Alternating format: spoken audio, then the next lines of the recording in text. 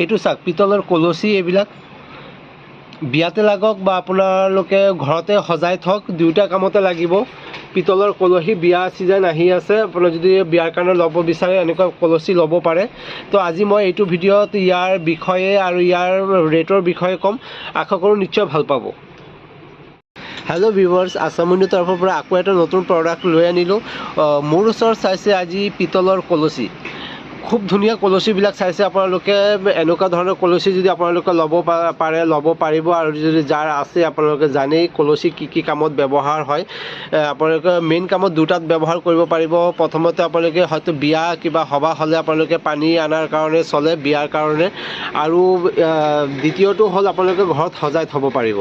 বা আৰু কাৰোবাক যদি আপোনালোকে ৱেডিং ছিজন আহি আছে বা ৱেডিং ছিজন চলি আছে, তাত আপোনালোকে এনেকুৱা বস্তু গিফ্ট দিব পাৰিব।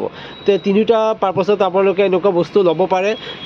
পিতলৰ কলচি আপোনালোকে খুব ডিমাণ্ডত চলে, আৰু মানুহে বিচাৰি থাকে এনেকুৱা ধৰণৰ কলচি, অলপ ভাল কোৱালিটিৰ কলচি। খুব চাইছে একদম মিৰৰ ফিনিছ, একদম গ্লেজ থকা, ভাল গ্লেজ থকা এনেকুৱা কলচি। আৰু ইয়াত আপোনাৰ একদম সৰু চাইজো নহয়, ডাঙৰ চাইজো নহয়, মিডিয়াম চাইজ, আৰু এনেকুৱা ধৰণে আমাৰ চলি যায়গৈ কলচি, বেছি ডাঙৰো দৰকাৰ নাথাকে। ইয়াত প্ৰায় আপোনাৰ 1.5 লিটাৰ পানী ধৰি যাব, চাফিচিয়েণ্ট 1.5 লিটাৰ পানী, আৰু বহুত হেভি হয়। আৰু ৱেইটটো মই দেখাই দিছোঁ, 900 গ্ৰাম, প্ৰায় 1 কেজি ওচৰা-ওচৰি আছে, 900 গ্ৰাম। হয়তো কিছুমান আপোনাৰ ৱেইট বেছি থাকে, কিছুমান ৱেইট কম থাকে। আৰু ইয়াৰ কলচিৰ ভিতৰত দুই ধৰণৰ পোৱা যায় কলচি, এটা হ'ল লোকেল আৰু এটা হ'ল আপোনাৰ এইবিলাক বাহিৰৰ পৰা আহে, যিবিলাক মুৰাদাবাদৰ কলচি বুলি কওঁ। ৱেইটটো হেভি থাকে, আৰু যিটো লোকেলটো হয়, লোকেলটো অলপ পাতল থাকিব, ফিনিচিংটো অলপ বেলেগ টাইপৰ থাকিব। লোকেলটো ৰেটটো অলপ কম হয়, আৰু সেইবিলাক আমাৰ অসমতে তৈয়াৰী হয়। আৰু এইটো মুৰাদাবাদৰ পৰা আহে, ৱেইটটো অলপ বেছি হয়, আৰু ৰেটো বেছি হয়, আৰু লিক হোৱাৰ কোনো সম্ভাৱনা নাথাকে।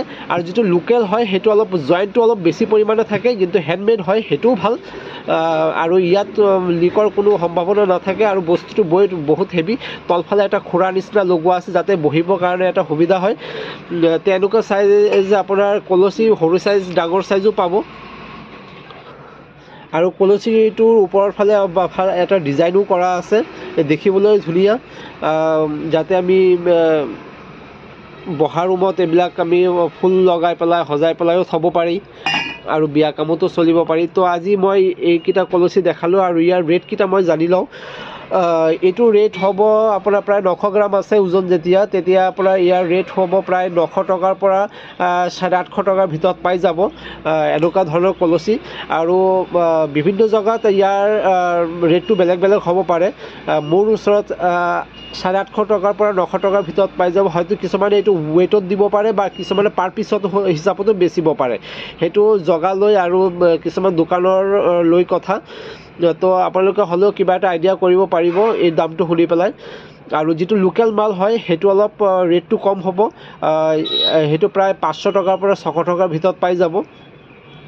আৰু যিটো আপোনাৰ মুৰাদাবাদৰ হয়, এইকেইটা আপোনালোকে 850 টকাৰ পৰা 900 টকা মোৰ প্ৰাইচ।